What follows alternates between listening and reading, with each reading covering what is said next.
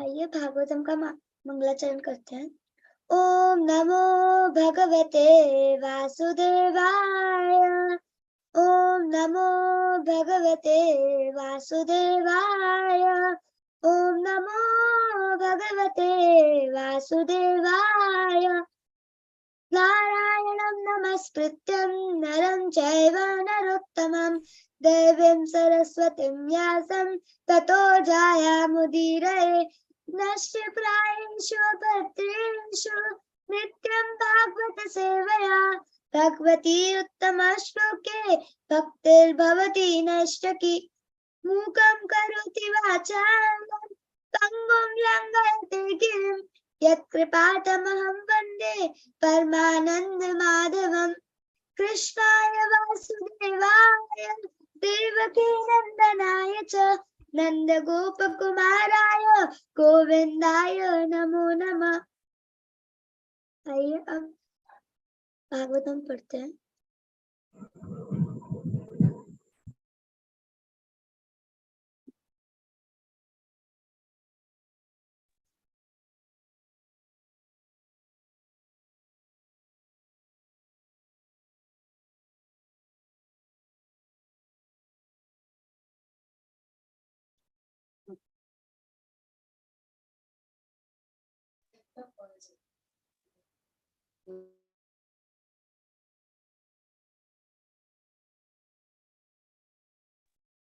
श्लोक संख्या 27 होगा। 25 कल हो चुका था, 26 भी हो गया था।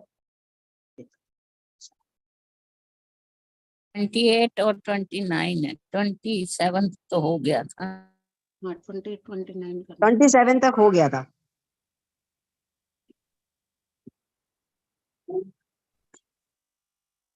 शायद पढ़ना है। नहीं, हो गया है। हो गया था।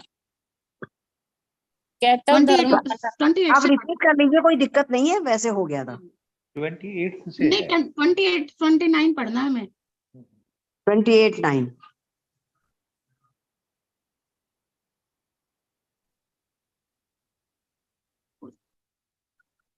पंकज बख्शी माता जी पढ़ेंगी। हरे कृष्णा माता जी।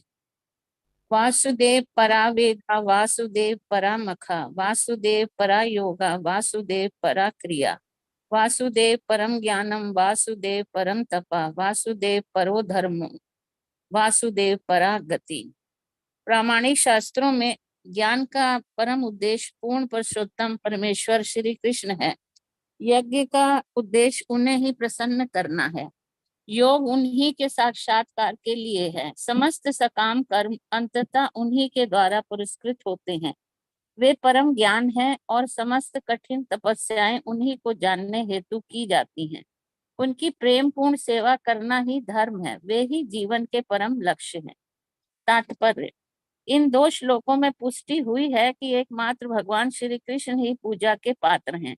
वैदिक साहित्य का लक्ष्य भी यही है कि श्री भगवान के साथ संबंध स्थापित किया जाए और हमारी भूली हुई प्रेममयी सेवा को दोबारा जागृत किया जाए। यदि वेदों का सार तत्व यही वेदों का सार तत्व है। इसी सिद्धांत की पुष्टि श्री भगवान द्वारा श्रीमद् भागवत गीता में अपने ही शब्दों में इस प्रकार की गई है। वेदों का परम उद्देश्य केवल उन्हें जानना है। समस्त प्रमाणिक शास्त्र श्री भगवान द्वारा शील व्यास देव जी के शरीर में अवतरित होकर भौतिक प्रकृति से बद्ध पतितात्माओं को भगवान श्री कृष्ण का स्मरण कराने हेतु निर्मित किए गए हैं। कोई भी देवता भौतिक बंधन से मुक्ति नहीं दिला सकता।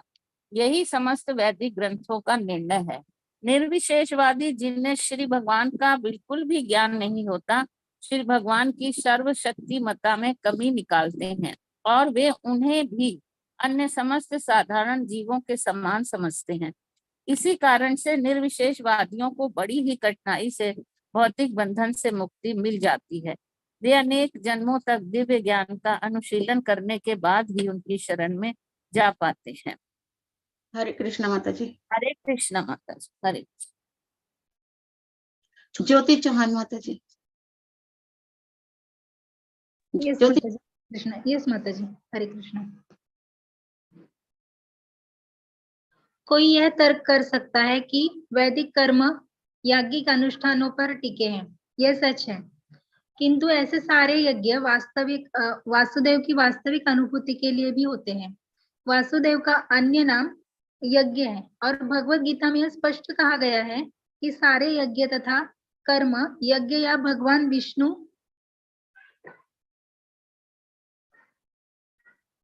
को प्रसन्न करने के लिए ही किए जाने चाहिए। यही बात योग पद्धति पर भी लागू होती है। योग का अर्थ है परमेश्वर से संपर्क स्थापित करना, किंतु इस विधि में आसन, ध्यान, प्राणायाम जैसी शारीरिक क्रियाएं सम्मिलित रहती हैं और ये सब परमात्मा स्वरूप अंतर्यामी वासुदेव पर ध्यान केंद्रित करने के निमित्त होती है। ध्यान करने के निमित्त होती है। परमात्मा साक्षात्कार तो वासुदेव का आंशिक साक्षात्कार है और यदि कोई इस प्रयास में सफल होता है तो उसे वासुदेव का पूर्ण साक्षात्कार होता है, किंतु अधिकांश योगी दुर्भाग्यवश शारीरिक विधि से प्राप्त यौगिक शक्तियों के द्वारा विफल हो जाते हैं। ऐसे दुर्भाग्यशाली योगियों को अगले जन्म में विद्वान ब्राह्मणों या संपन्न वैश्यों के कुल में जन्म दिया जाता है, जिससे वे वासुदेव साक्षात्कार के अधूरे कार्यों को पूरा कर सके। यदि ऐसे भाग्यवान ब्राह्मण तथा वैश्य पुत्र अवसर का लाभ उठाते हैं तो साधु पुरुषों की संगति से उन्हें सरलता से वासुदेव साक्षात्कार हो जाता है। दुर्भाग्यवश ऐसे शक्तिशाली हरिबोल स्क्रीन माता जी स्क्रीन आगे मन्य।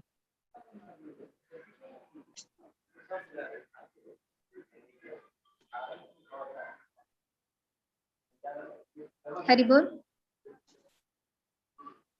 क्या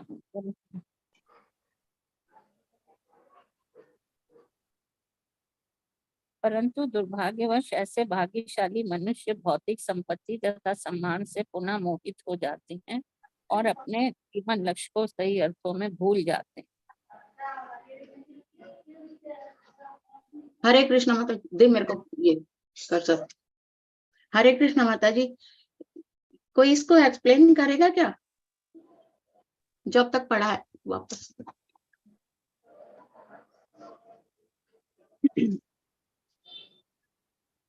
हरे कृष्ण। हाँ माता जी। माता जी यहाँ पे मीन्स भगवान की श्रेष्ठता या भगवान ही अंतिम उद्देश्य शास्त्रों का वापस आने। एक मिनट माता जी। हरे कृष्ण। भगवान ही अंतिम उद्देश्य है। ये सिद्ध करने के लिए मीन्स ये एक्सप्लेन करने के लिए श्लोक कि वासुदेव परा वेदा, यानी भगवान श्री कृष्ण शास्त्र का वेद यानी शास्त्र का ज्ञान, उसका अंतिम उद्देश्य भगवान श्री कृष्ण है। और जो भी हम करते हैं, यज्ञ कर्म करते हैं, योग करते हैं या कुछ फल लाभ मिले, कर्म का लाभ मिले, इसीलिए कुछ भी पूजा अर्चा करते हैं, वो सब उसका अंतिम उद्देश्य भगवान होना चाहिए। सब कठोर तपश्चर्या या कोई भी प्रेम में सेवा करते तो उसका अंतिम उद्देश्य भगवान होने चाहिए, वो जीवन का परम ध्येय होने चाहिए। तो भगवान कृष्ण मीन्स प्रभुपाद तात्पर्य में लिखते हैं कि ये दोनों श्लोक कहते हैं कि भगवान ही उपासना का विषय है। यानी क्यों उपासना का विषय है? क्योंकि भगवान से संबंध जब हम प्रस्थापित करते हैं तो हमें जो विस्मृत हो गया है हमसे भगवान और हमारा संबंध, कि भगवान मीन्स हम अंशी है और भगवान के नित्य सिद्ध हमारे हृदय में कृष्ण प्रेम है, लेकिन वो हम भूल गए। जब हम प्रस्थापित करते हैं भगवान से संबंध तो हमें वो याद आता है और मानव जीवन का उद्देश्य वो होता है। तो भगवत गीता में ये जो श्लोक यहाँ पे प्रभुपा जी कहते हैं कि भगवत गीता में ये सिद्धांत बताया गया है। तो मैं पूछती हूँ कि ये जो है कि वेदों का अंतिम प्रयोजन सिर्फ मुझे जानना है, तो ये कौन सा श्लोक है? हरे कृष्णा, कोई बताएगा?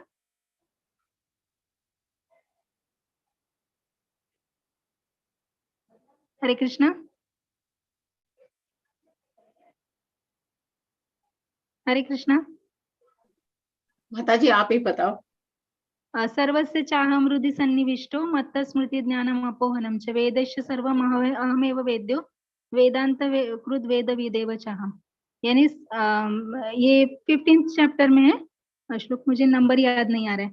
तो वेदों का अंतिम उद्देश्य भगवान को जानना है। तो बद्ध जीव जब भगवान मीन्स, लेकिन ये जो है जानने के लिए, तो उसका माध्यम भगवान ने व्यासदेव को किया कि व्यासदेव ने सब शास्त्र जो सुनने के इसमें है कि गुरु शिष्य परंपरा में है, वो लिखित रूप में कर दिए। तो हम देखते हैं कि बाकी के सभी देवी देवता, हम कल जो श्लोक लिए थे उसमें प्रभु जी ने बताया था कि सब देवी देवता हमको हेल्प करते हैं भगवान के मीन्स भगवान से संबंध प्रस्थापित करने के लिए। तो कोई भी देवी देवता ऐसा आप अगर अलग अलग पुराण ले देवी देवताओं के, तो उसमें लिखा है कि ये भौतिक बंधन से हमें मुक्त कर देते हैं। भव बंधन से कोई मुक्त नहीं करता। हम कोई भी अगर आरती या कुछ ले तो लास्ट में त्वमेव माता च पिता त्वमेव, ये जो है ना श्लोक, वो बोला जाता है, वो भगवान नारायण के लिए, कृष्णा के लिए। तो ये सब वैदिक शास्त्रों का मत है कि कोई भी चीज हम करें तो उसका अंतिम उद्देश्य भगवान होना चाहिए।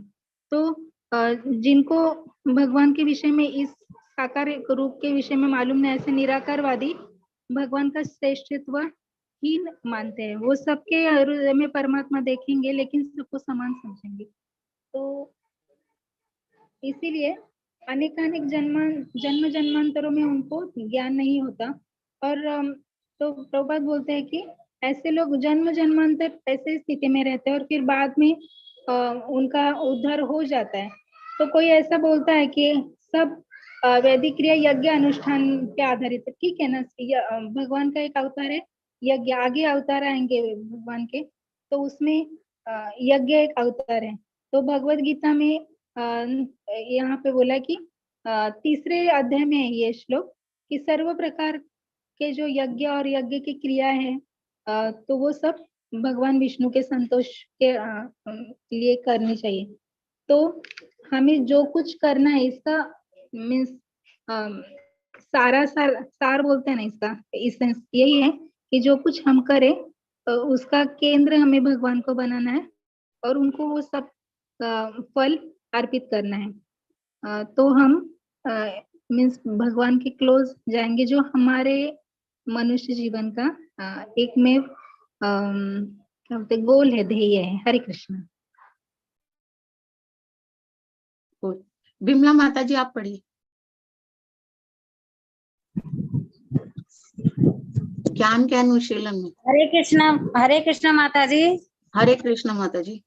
ज्ञान के अनुशीलन में, ज्ञान के अनुशीलन में भी यही बात लागू होती है। भगवत गीता के अनुसार ज्ञान के अनुशीलन के लिए 18 बातें हैं। ज्ञान के ऐसे अनुशीलन से मनुष्य क्रमशः अभिमान रहित, मद रहित, अहिंसक, सहिष्णु, सरल, गुरु भक्त तथा आत्मसंयमी बन जाता है। ज्ञान के अनुशीलन से वह घर बार से अनासक्त हो जाता है और जन्म, मृत्यु, जरा आदि तथा व्याधि के कष्टों से अवगत हो जाता है। ज्ञान का सारा अनुशीलन भगवान वासुदेव की भक्ति में, सेवा में जाकर समाप्त होता है। अतएव वासुदेव ही ज्ञान की समस्त शाखाओं के अनुशीलन के चरम लक्ष्य है। ज्ञान का जो अनुशीलन वासुदेव के मिलन के दिव्य स्तर तक ऊपर उठा सके वही वास्तविक ज्ञान है। भगवत गीता में भौतिक ज्ञान की विविध शाखाओं को अज्ञान की संज्ञा देकर तिरस्कृत किया गया है। भौतिक ज्ञान का अंतिम लक्ष्य इंद्रियों की तृप्ति करना है, जिसका अर्थ हुआ है भौतिक जीवन को दीर्घ बनाना और इस प्रकार तीनों तापों का जारी रहना। अतः इस माता जी थोड़ा सा नीचे करो।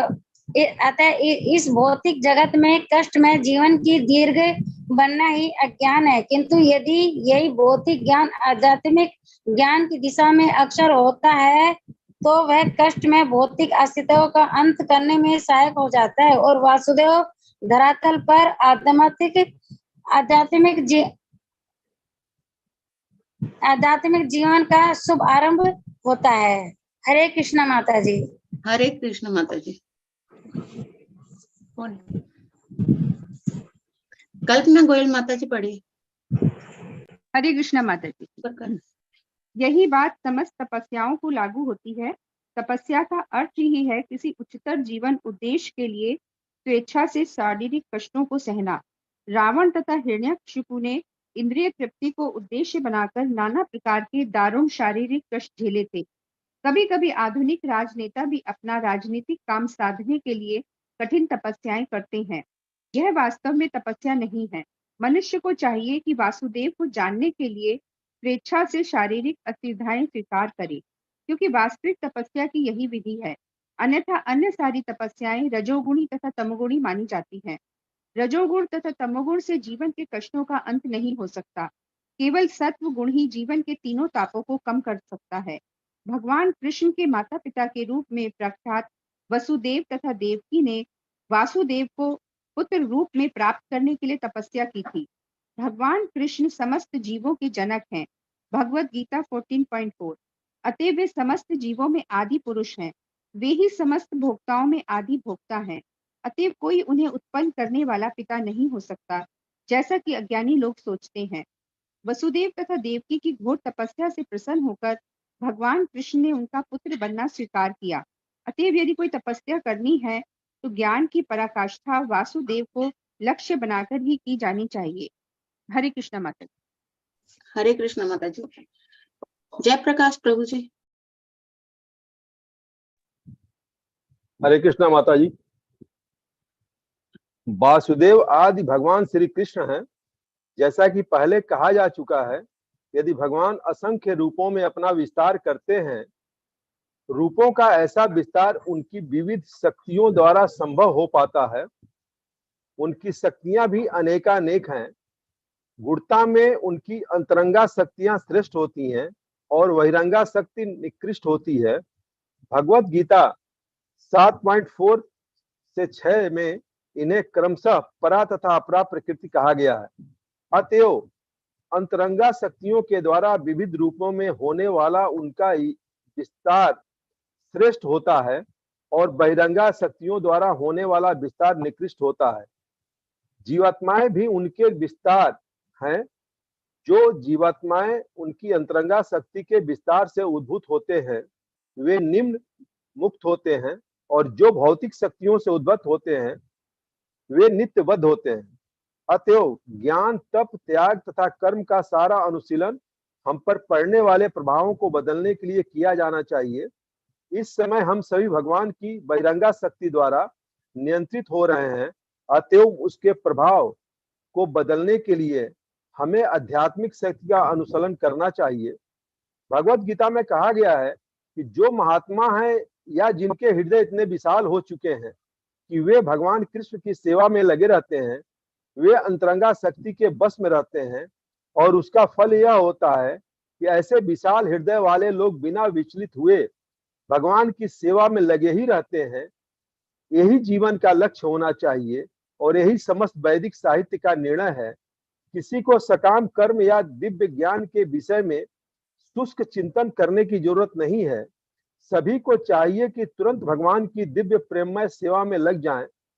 मनुष्य को न तो उन विभिन्न देवताओं की पूजा करनी चाहिए जो सृष्टि की उत्पत्ति, पालन तथा संहार का कार्य करने वाले भगवान के हाथ की भांति है। ऐसे असंख्य शक्तिशाली देवता हैं जो भौतिक जगत की वाह व्यवस्था की देखरेख करते हैं। वे सब भगवान वासुदेव के सहायकों के समान हैं।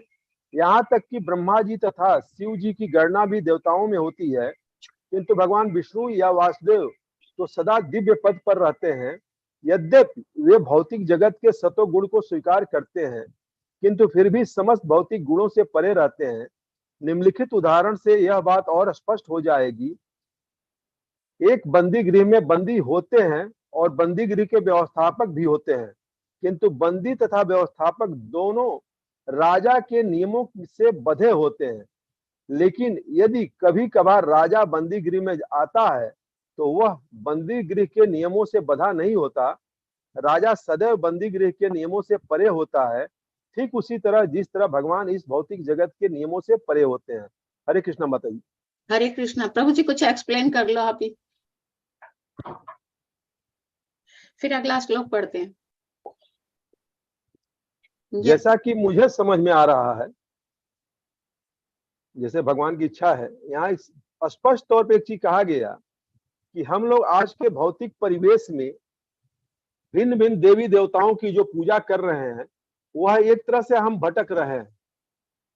और यहाँ हमें अवसर मिला है कि हम डायरेक्ट राजा यानी भगवान कृष्ण के शरणागत होकर के हम वो जो चीजें चाहते हैं वो भी पावें, और साथ साथ मुक्ति के मार्ग में जो बाधा है, जो हमारा अज्ञानता है, जिस अज्ञानता के चलते हम भटक जा रहे हैं, उन चीजों को स्पष्ट तौर पे जानते हुए इस दौर को हम क्रॉस करें, बिना माया मोह के, बिना एक दूसरे से अटैच हुए। अन्यथा हमको फिर इस अटैचमेंट के कारण दोबारा से हमको कहीं ना कहीं किसी और योनि में जन्म लेना ही पड़ेगा, कोई रोक नहीं सकता है जी। कितना बताइए। हरे कृष्णा। तो कौन से प्रभु जी पढ़ेंगे? कालीचरण प्रभु जी अगले श्लोक पढ़िए।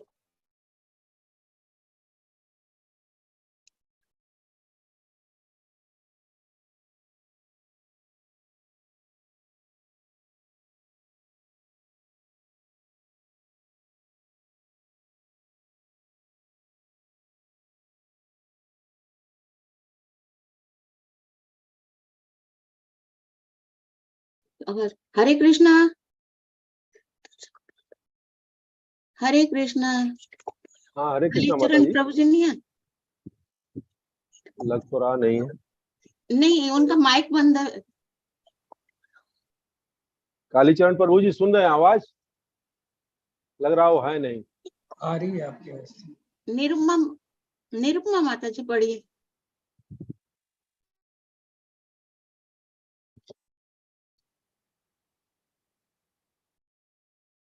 निरुपमा माता जी आप पढ़िए।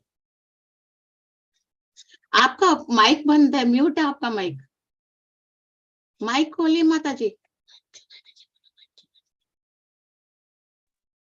उसे लिखा हुआ नहीं आता है ना। माता जी मैं पढ़ूं? हाँ मंजू माता जी आप पढ़िए।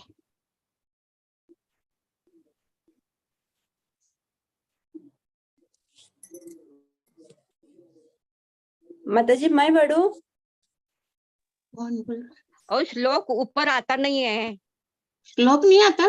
आया नहीं हुआ ना। है माता जी। दिखता नहीं। हरे कृष्ण माता जी मैं पढ़ूं? पढ़िए माता जी। स एवेदं तंसजिग्रे भगवानात्म मायया सद्रूपया चासो गुणमया गुणो विभु। अर्थ है, इस भौतिक सृष्टि के प्रारंभ में उस भगवान वासुदेव ने अपने दिव्य पद पर रहकर अपनी ही अंतरंगा शक्ति के कारण तथा कार्य की शक्तियां उत्पन्न की। तात्पर्य यह है कि भगवान की स्थिति सदैव दिव्य रहती है, क्योंकि भौतिक जगत की सृष्टि के लिए आवश्यक कारण कार्य शक्तियां भी उन्हीं के द्वारा उत्पन्न की गई हैं। अतएव वे भौतिक गुणों से अप्रभावित रहते हैं।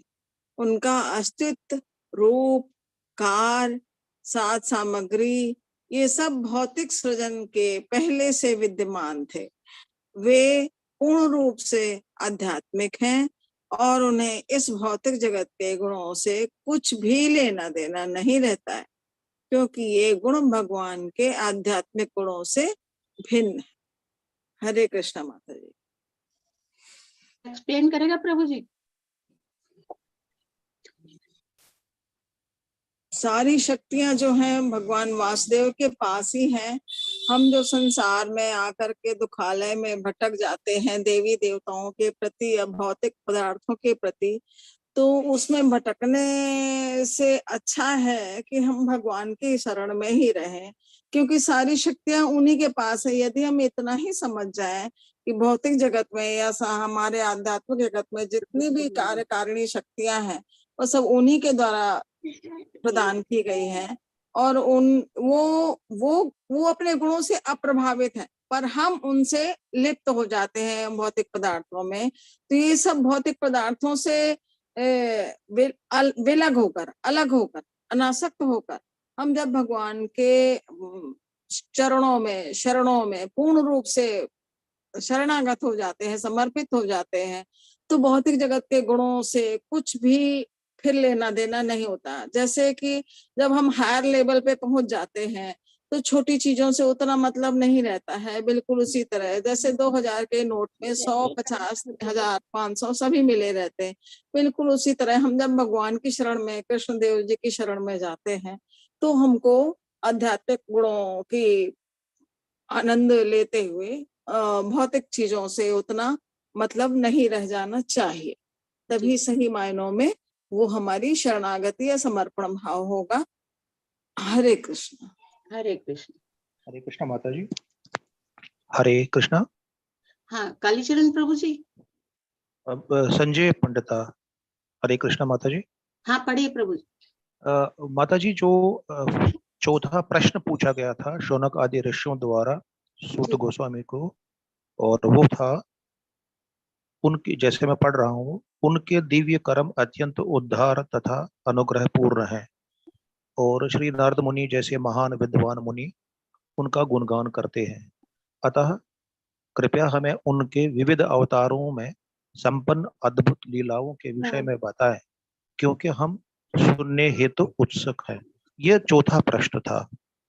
अब जो हम पढ़ रहे हैं दूसरी अध्याय में श्लोक संख्या 30 से 33 तक के 4 श्लोक जो हैं वो इस चौथे प्रश्न का उत्तर है। तो भगवान से जो प्रश्न, सुत गोस्वामी से जो प्रश्न पूछा गया था भगवान के बारे में, वो ये था कि हमें उनके विविध अवतारों में संपन्न अद्भुत लीलाओं के विषय में बताएं। तो इस श्लोक में पहली लीला तो अंतरंगी शक्ति से संबंधित है कि कारण तथा कार्य की शक्तियां उत्पन्न होती हैं। आगे चलकर हम जब सर्ग का चैप्टर आएंगे तो उत्पत्ति कैसे हो, शुरुआत कैसे होती है, क्रिएशन कैसे होती है, तो ये कारण और कार्य पूरी तरह से डिटेल में समझाया जाएगा। तो यहाँ से प्रश्न का उत्तर मुझे लगा कि यहाँ पे इसको ऐड करना चाहिए, तो इसको हम नोट भी कर सकते हैं कि 30 से 33 श्लोक तक जो भी सूत गोस्वामी बताते हैं शौनक ऋषि को, तो ये प्रश्न का उत्तर है, चौथे प्रश्न का उत्तर है। हरे कृष्णा। हरे कृष्ण प्रभु जी।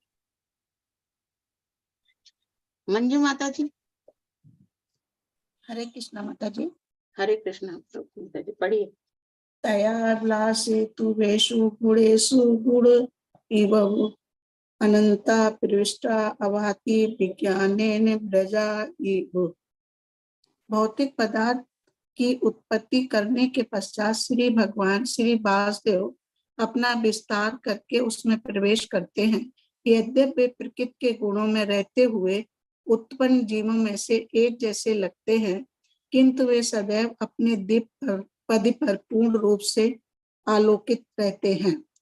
आगे भी पढ़ो माता जी। हरे कृष्णा। तात्पर्य, जीवात्मा श्री भगवान के विभक्त अंश हैं, और जो बद्ध जीवात्मा आध्यात्मिक जगत में रहने लायक नहीं है उन्हें इस भौतिक जगत में डाल दिया जाता है, जिससे वे जी भरकर पदार्थ का भोग कर सकें। परमात्मा के रूप में तथा जीवों के नित्य सखा के तौर पर श्री भगवान अपने किसी एक पूर्ण अंश द्वारा जीवों के साथ रहकर उनके भौतिक भोगों में पद प्रदर्शक बनते हैं और उनके सभी कार्यकलापों के साक्षी रहते हैं। जहाँ जीवात्मा भौतिक भोग करते हैं, वहीं श्री भगवान भौतिक वातावरण से प्रभावित हुए बिना अपने दिव्य पद पर बने रहते हैं। श्रुतियों में कहा गया है कि एक वृक्ष पर 2 पक्षी हैं। इसमें से एक वृक्ष का फल खा रहा है और दूसरा उसकी गतिविधियां देख रहा है। यह साक्षी श्री भगवान है और फल को ग्रहण करने वाला पक्षी जीवात्मा है। फल ग्रहण करने वाला जीवात्मा अपने वास्तविक स्वरूप को भूल गया है और भौतिक जगत के साकार कर्मों में बुरी तरह व्यस्त है, जबकि श्री भगवान परमात्मा सदैव दिव्य ज्ञान से परिपूर्ण रहते हैं। परमात्मा तथा दिव्य जीव में यही अंतर है। बद्ध जीव या जीवात्मा प्रकृति के नियमों के वशीभूत रहता है, जबकि परमात्मा भौतिक शक्ति के निरंतक हैं। हरे कृष्णा। हरे कृष्णा माता जी, सुन पा रहे हैं आप मुझे? हाँ, अच्छी आवाज आ सुनाई रही दे है। रही। नेक्स्ट भी पढ़ना है माता जी? हरे कृष्णा। हरे कृष्ण माता जी। हाँ, नेक्स्ट पे पढ़िए माता जी। प्रभु जी, कालीचरण प्रभु जी हैं? संजय पंडिता। हाँ, पढ़िए। माता जी, मैं इस 31वें श्लोक के बारे में हाँ जी, बताइए। जैसा कि अभी 30वें श्लोक में भगवान के बारे में ये बताया गया था कि अंतरंग शक्ति से कारण और कार्य की शक्तियां उत्पन्न होती हैं। अब इस श्लोक में बहिरंगी शक्तियों का बताया जाता है कि उसका विस्तार भौतिक पदार्थ की उत्पत्ति के लिए के पश्चात श्री भगवान अपना विस्तार करके उनमें प्रवेश करते हैं।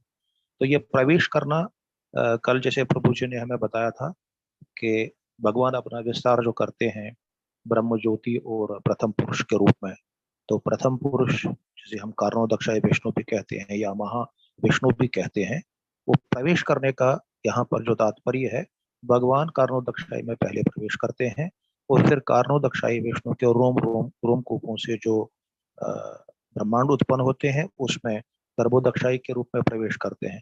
तो इस तरह से ये भौतिक पदार्थ की उत्पत्ति होती है।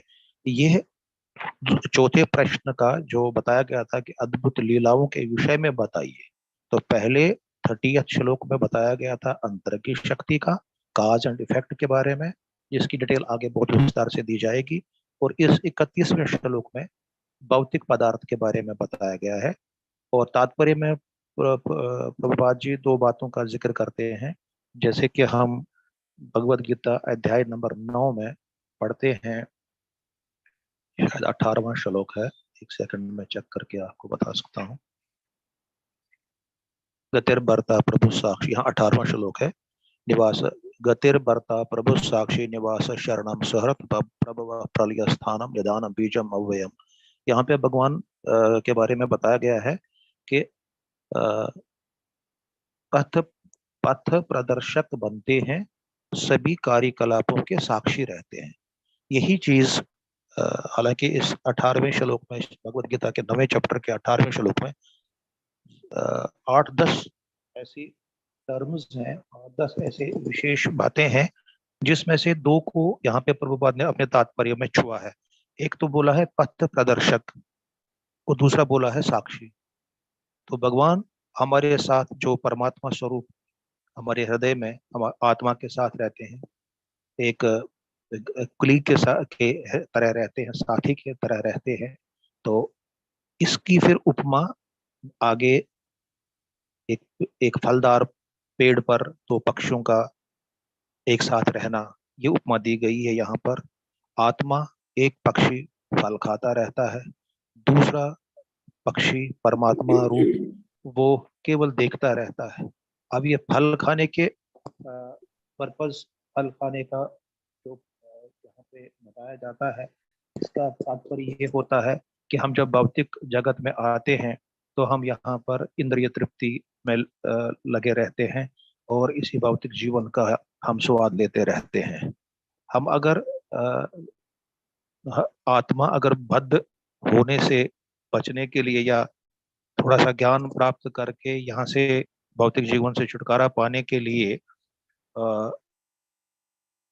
भक्ति की तरफ ज्ञान प्राप्त करके भक्ति की तरफ आगे बढ़ना, उसके भगवान की इच्छा से आगे बढ़ जाए, तो वो इन साक्षी को बहुत ही सीरियसली लेते हैं कि मैं जो कुछ भी करता हूँ मुझे भगवान देखते हैं, और उनकी कार्य में, उनके जीवन शैली में भगवान उनका केंद्र बिंदु बन जाते हैं। इस पर भी एक प्रभु हमारे प्रभु जी ने ही शायद ये एक एग्जाम्पल दिया है जो मुझे इस वक्त याद आ रहा है, मैं आपके साथ शेयर करना चाहता हूँ कि एक पाठशाला में जो अध्यापक हैं या आचार्य हैं वो अपने शिष्यों को भगवत गीता पढ़ाते हैं, और उसमें से ये श्लोक जब पढ़ा जाता है, सिखाया जाता है कि पर भगवान हमारे अंदर विद्यमान है, परमात्मा स्वरूप, और हमारे साथ साथ रहते हैं, हम जो कुछ भी करते हैं वो उनके साक्षी होते हैं। तो ये सारा श्लोक समझाने के बाद जो गुरु जी ने अपने इन बच्चों को एक एक्सरसाइज दे दी ये जानने के लिए कि इन्होंने इस श्लोक को कितना समझ लिया है। तो उन्होंने बच्चों को बोला, शिष्यों को बोला, हर किसी शिष्य को उन्होंने एक आम दे दिया और बोला कि ये आपको खाना है, लेकिन ऐसी जगह पे खाना है जहां आपको कोई देख ना सके। तो आप कहीं भी छुप जाओ, क्योंकि बहुत बड़ा जो बगीचा था, ऑर्चर्ड था, वहां पे ग्रीनरी बहुत थी। तो उन्होंने बोला, गुरु जी ने शिष्यों को, कि आप कहीं भी जाके छुप जाओ और खा के आ जाओ। तो जितने भी बच्चे थे वो कुछ समय के बाद खा के, मतलब छुप के खा लिया आम को और वापस आ गए। तो सारे बच्चों ने, गुरुजी ने सब बच्चों से पूछा, हाँ क्या किया आप लोगों ने? तो सब ने बोला हमने आम खा लिया। और एक बच्चा ऐसा था जो उदास था, उसने खाया नहीं था आम को। तो उससे पूछा गुरुजी ने कि आपने आम क्यों नहीं खाया? आप क्या छुप नहीं सके? क्या आपको कोई देख रहा था? तो जैसा इन्होंने खाया तो आप क्यों नहीं खा पाए? तो उस शिष्य ने बोला, गुरुजी मैंने बहुत कोशिश करी, मैं किसी के सामने इसको ना खाऊं, लेकिन जहां कहीं मैं छुप जाता था मुझे ऐसा लगता था कि मुझे कोई देख रहा है, और मैंने बहुत कोशिश करी, लेकिन यह आभास मेरे साथ बना रहा कि मैं अकेला नहीं हूँ, मेरे साथ कोई और है, और जो कुछ मैं कर रहा हूँ वो ये देख रहे हैं। अगर मैं ये आम खाता तो वो देख लेते, लेकिन आपकी बताई हुई कंडीशन ये थी कि कोई देख ना ले, इसलिए मैं खा नहीं पाया। तो ये सुनकर बाकी सारे शिष्य हंसने लग गए।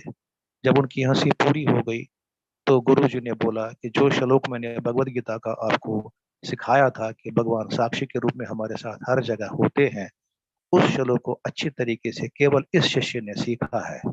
तो ये बताता है कि भगवान हमेशा हमारे साथ होते हैं। एक पक्षी का दूसरे पक्षी के साथ फल वाले पेड़ पर बैठने का इस उदाहरण के जरिए मुझे लगता है ये कंप्लीट होता है। हरे कृष्णा। हरे कृष्णा प्रभु जी, बिल्कुल सही बताया आपने। अभिनव प्रभु जी, अभिनव प्रभु जी,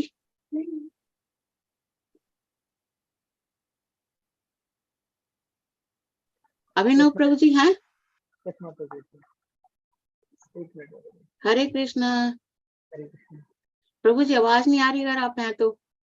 हरे प्रभु जी, हाँ थोड़ा तेज बोलिए प्रभु जी, आवाज नहीं आ रही मुझे। जी माता जी, हरे कृष्णा। हाँ हरे कृष्णा प्रभु जी, 32 श्लोक पढ़िए आप। ठीक है माता जी। यथा ह्यभितो बहिं दारुष्वेकस्योनिषु ज्ञानेर्भाति विश्वात्मा भूतेषु च तथा पुमान्। परमात्मा रूप में श्री भगवान सभी वस्तुओं में उसी प्रकार व्याप्त रहते हैं जिस प्रकार काष्ठ के अंदर अग्नि व्याप्त रहती है, और इस प्रकार यद्यपि वे एक एवं अद्वितीय हैं, वे अनेक प्रकार के दिखते हैं। तात्पर्य, पूर्ण पुरुषोत्तम भगवान श्री वासुदेव अपने किसी एक पूर्णांक से संपूर्ण भौतिक जगत में विस्तार करते हैं, और उनका अस्तित्व परमाणु ऊर्जा तक के अंदर देखा जा सकता है। पदार्थ, प्रतिपदार्थ, प्रोटॉन, न्यूट्रॉन आदि भगवान के परमात्मा स्वरूप के विभिन्न परिणाम हैं। जिस प्रकार काष्ठ से अग्नि प्रकट होती है या दूध से मक्खन निकलता है, उसी प्रकार परमात्मा रूप में श्री भगवान की उपस्थिति उन दिव्य विषयों के वेद श्रवण तथा कीर्तन की सम्मत विधि द्वारा अनुभव की जा सकती है, जिनका वर्णन उपनिषदों तथा वेदांत जैसे वैदिक साहित्य में विशेष रूप से हुआ है। श्रीमद् भागवतम ऐसे वैदिक साहित्य की प्रामाणिक व्याख्या है। श्री भगवान की अनुभूति दिव्य संदेश के श्रवण द्वारा की जा सकती है, और दिव्य विषय को अनुभव करने का एकमात्र यही तरीका है। जिस प्रकार किसी अन्य अग्नि द्वारा जलाने पर काष्ठ से अग्नि प्रकट होती है, उसी प्रकार मनुष्य की देवी चेतना अन्य देवी अनुकंपा से ही प्रकाशित की जा सकती है। श्रीमद पूज्य गुरु काष्ठ रूप जीवात्मा में विनम्रता से श्रवण करने वाले कर्णों द्वारा समुचित दिव्य संदेश प्रविष्ट कराकर आध्यात्मिक अग्नि प्रज्वलित करा सकते हैं। अतएव विनम्रता से सुनने की इच्छा के साथ ही प्रामाणिक गुरु के पास जाना चाहिए। इस प्रकार धीरे धीरे दैवी अस्तित्व की अनुभूति हो जाती है। पशुता तथा मानवता का भेद इसी विधि पर आधारित है। मनुष्य ठीक से सुन सकता है, जबकि पशु ऐसा नहीं कर सकता है। हरे कृष्ण। हरे कृष्णा प्रभु जी, आप एक्सप्लेन करिए थोड़ा सा। यस माता जी, हरे कृष्णा। जैसे इसमें लिखा हुआ है कि जैसे किसी लकड़ी को जलाना होता है, लकड़ी में आग पहले से उपस्थित होती है, परंतु कोई दूसरी लकड़ी उसको टच करती है जलती हुई, तभी उसमें आग लग सकती है। इसी प्रकार यदि हम एक प्रामाणिक गुरु की शरण लेते हैं जो भगवान को पूर्ण रूप से जानते हैं, भगवान के प्रतिनिधि है, हम भगवान को तभी जान सकते हैं तब उनकी शरण ग्रहण करते हैं। भगवान को जानने का एकमात्र मार्ग यही है। और मैंने कल एक लेक्चर में सुना था गौरांग दर्शन प्रभु से, जैसे इसमें लिखा हुआ पूर्ण पुरुषोत्तम भगवान श्री वासुदेव पूर्णांश में प्रत्येक पूर्णांश से संपूर्ण भौतिक जगत में विस्तार करते हैं। तो इससे पहले प्रभु जी ने एक्सप्लेन किया था भगवान सबसे पहले भौतिक संसार की रचना करते हैं, तो महाविष्णु के रूप में अपने पुरुष रूप में विस्तार करते हैं, और उसके बाद में महाविष्णु से गर्भोदक्षाय विष्णु, गर्भोदक्षाय से क्षीरोदक्षाय विष्णु। तो महाविष्णु के रोम रोम से अनेक ब्रह्मांड निकलते हैं, उन ब्रह्मांडों में गर्भोदक्षाय विष्णु प्रवेश करते हैं। और गर्भोदक्षाय विष्णु का जो शरीर है, जितने भी बॉडी पार्ट है, उसमें 14 प्लैनेटरी सिस्टम आता है। हमारे 14 जो लोग हैं, तो उनमें बहुत सारे जीवात्मा है, शरीर धारण करते हैं। तो उनमें क्षीरोदक्षाय विष्णु भगवान हमारे एक क्वेश्चन भी आता है कि परमात्मा रूप में हमारे हृदय में भगवान कौन से रूप में है, तो उसमें ऑप्शन थे कारणोदक्षाय विष्णु, गर्भोदक्षाय विष्णु और क्षीरोदक्षाय विष्णु। तो क्षीरोदक्षाय विष्णु के रूप में भगवान हमारे हृदय में है, स्थित हैं, वो हर चीज के हमारे साथी हैं, वो देख रहे हैं। कि माता जी मैं इतना ही समझता हूँ, मुझे ज्यादा एक्सप्लेनेशन नहीं आती। ठीक है प्रभु जी, थैंक यू। हरे कृष्णा माता जी। प्रभु जी, हरे कृष्णा माता आप जी। एक्सप्लेन कीजिए। थोड़ा सा मैं ऐड करना चाहूंगा। जैसे कि पहले ये हम आप कह चुके थे कि ये 4 श्लोक 30, 31, 32 और 33 चौथे प्रश्न का उत्तर है। तो इन उत्तर जो 4 श्लोक है, इनकी कंटिन्यूटी को हमें समझना होगा कि ये इन श्लोकों में हमको उस प्रश्न के उत्तर को कैसे समझाया जा रहा है। 30वें श्लोक में भगवान के अंतरंगी शक्ति यानी उनका जो स्पिरिचुअल वर्ल्ड से रिलेटेड है उसके बारे में बताया गया। फिर जो 31 श्लोक में बताया गया वो मेटीरियल वर्ल्ड के बारे में बताया गया, भौतिक पदार्थ के बारे में। अब इस श्लोक में परमात्मा रूप का जिक्र हो रहा है, श्री हरि विष्णु या क्षीरोदक्षाय विष्णु जिसको हम अपनी भाषा में बोलते हैं। तो परमात्मा के रूप में भगवान हर कण कण में अपना विस्तार करते हैं। तो प्रभु जी ने जैसा बता दिया है, मैं इतनी सी बात इसमें ऐड करना चाहता था कि इन एक प्रश्न के उत्तर में ये 4 श्लोक किस तरह से आपस में इंटरकनेक्टेड है और भगवान के बारे में कहाँ से शुरू होकर हम कहाँ तक भगवान के बारे में इन श्लोकों के माध्यम से जानकारी मिलती है। जैसा कि हम इस बात को समझते हैं कि सब कुछ तो परम भगवान ही है, और भगवान के जो 3 एस्पेक्ट्स हमें समझाए गए हैं कि ब्रह्म, परमात्मा और उसके बाद भगवान। अब यहाँ पर भगवान और फिर कर्णोदक्षाय विष्णु के माध्यम से गर्भोदक्षाय विष्णु से होते हुए क्षीरोदक्षाय विष्णु तक अपना विस्तार करते हुए ब्रह्मांड के भौतिक ब्रह्मांड के हर कण कण में प्रवेश करके उसमें विद्यमान रहना, ना कि उसमें लिप्त होना, बल्कि उनसे सदैव अलिप्त रहते हैं और उनसे सदा ऊपर रहते हैं और पूर्ण रूप से जैसे बताया गया अलौकिक रहते हैं। हर कण कण में प्रवेश करने के बाद भी किसी के साथ उनका कोई जो अटैचमेंट होता है वो नहीं होता है। ये भगवान की लीलाओं के बारे में बताया जा रहा है। हरे कृष्णा। हरे कृष्ण प्रभु जी। फतेह प्रभु जी आप पढ़िए अगला श्लोक 33। हरे हरे कृष्ण माता जी। हरे कृष्ण। असो असो गुणमयेर भावे भूत सूक्ष्मेन इंद्रिय आत्मभि स्वनिर्मितेषु निर्विष्टो भुक्तंगे भूतेषु तद्गुणान। भौतिक जगत के 3 गुणों से प्रभावित जीवों के देह में परमात्मा प्रविष्ट होते हैं और सूक्ष्म मन द्वारा 3 गुणों के फल भोगने हेतु जीवों को प्रेरित करते हैं। तात्पर्य, सर्वाधिक बुद्धिमान जीव ब्रह्मा से लेकर नगण्य चींटी तक जीवों की 84 लाख योनियां हैं और ये सब की सब अपने सूक्ष्म मन तथा स्थूल शरीर की इच्छाओं के अनुसार भौतिक संसार का भोग करती हैं। स्थूल भौतिक शरीर सूक्ष्म मन की अवस्थाओं पर आधारित होता है और इंद्रियां जीव की इच्छानुसार उत्पन्न की जाती हैं। श्री भगवान परमात्मा रूप में जीव को भौतिक सुख प्राप्त करने में सहायक बनते हैं, क्योंकि जीव अपनी इच्छा के अनुसार कोई भी भौतिक सुख प्राप्त करने में पूर्ण रूप से अक्षम है। वह इच्छा करने वाला है और श्री भगवान उसका नियमन करने वाले हैं।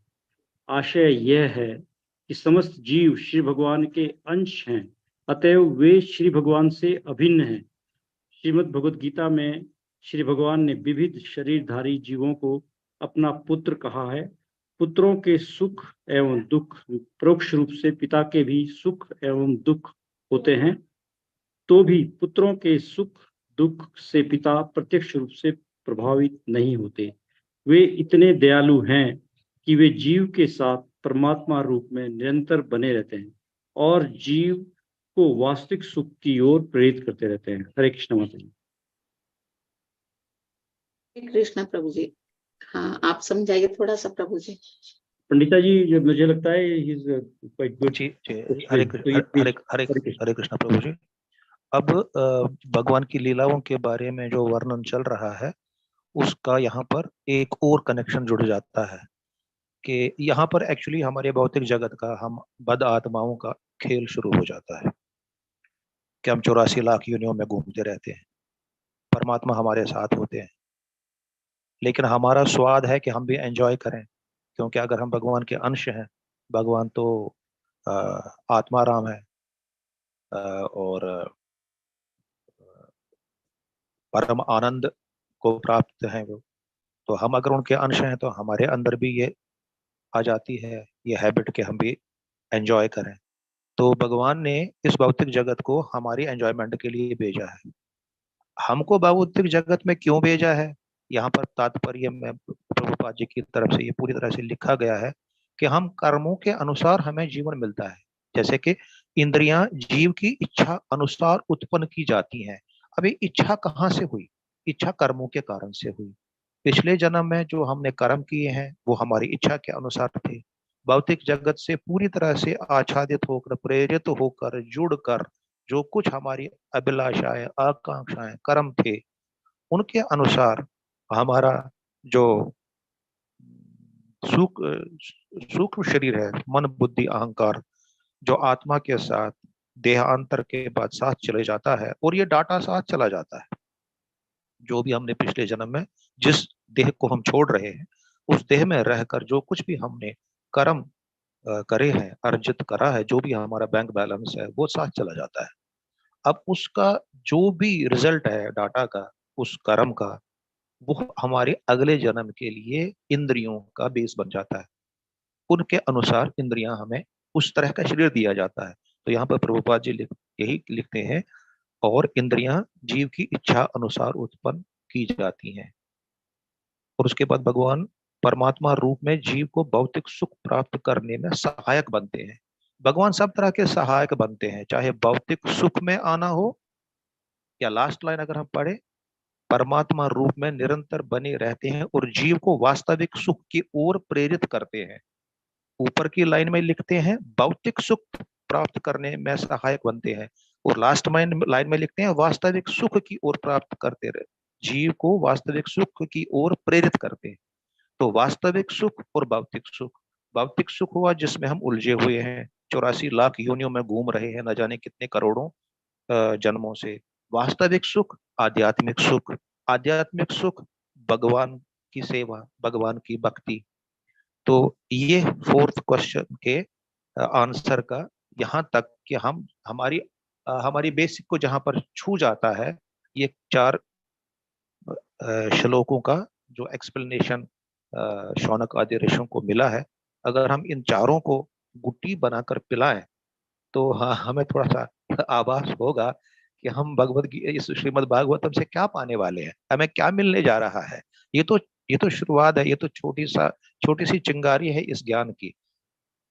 हालांकि अभी तक मुझे नहीं लगता कि मतलब कब पूरा होगा ये 18 जो पुस्तकें हैं, 12 कैंटो हैं, 18,000 ये श्लोक।